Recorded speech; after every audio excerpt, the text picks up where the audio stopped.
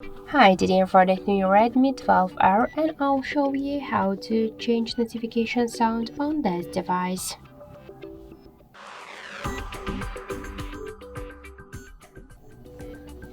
So we should first launch settings application, then tap to the sounds and vibration. To change the notification sound, tap to other notifications and reminders.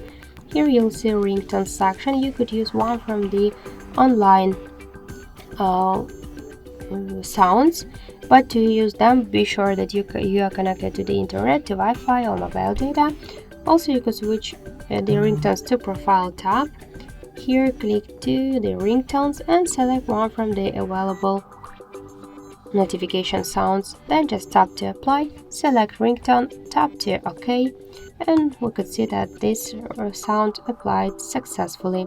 Now let's go back to the sounds and vibration and we could see that we just successfully changed our notification sound. So that's it, thank you for watching, and if you like this video, leave thumbs up and subscribe.